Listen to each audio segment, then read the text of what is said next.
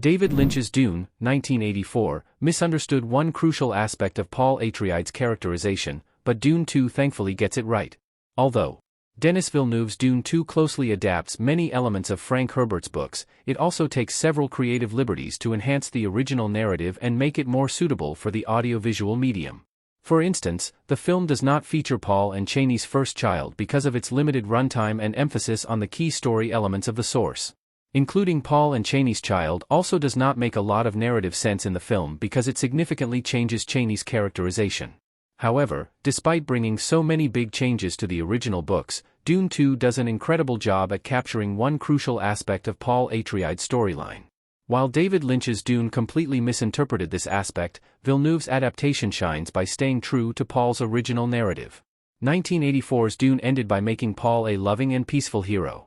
Timothée Chalamet as Paul Atreides in Dune, Part 2 juxtaposed with Kyle MacLachlan as Paul in 1984's Dune. In the final arc of David Lynch's Dune, a duel-to-death ensues between Paul and Phaedrotha. Paul overpowers him and then puts his new abilities on full display.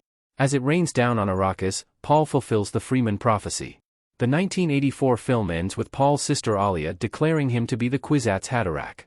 While the movie itself portrays Paul as a heroic figure, a final voiceover reinstates the idea by establishing him as a peaceful and loving legendary figure who will reshape the future. In the original Frank Herbert books, however, Paul's portrayal is significantly different. Dune 2 correctly positions Paul as a villain. In Denis Villeneuve's Dune, Part 2, when Paul drinks the water of life and becomes the Kwisatz Haderach, he is not exactly doing something heroic like his Dune 1984 counterpart. Instead, he is merely succumbing to all the destruction and chaos his destiny will cause.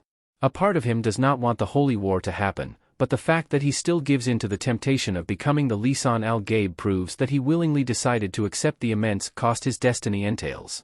By portraying Paul's inner conflict and initial reluctance towards the path his mother wants him to walk on, Denis Villeneuve's Dune, Part 2 establishes that he was always cognizant of the consequences of embracing his destiny. However, by still falling for Bene Gesserit's story and believing it will lead to the greater good, Paul proves that his journey as a villain has begun. Despite getting several aspects of the original books right, David Lynch's Dune fails to capture Paul's moral ambiguities. Denis Villeneuve's Dune 2, in contrast, draws a clear picture of how accepting his fate marks the inception of his gradual moral decay.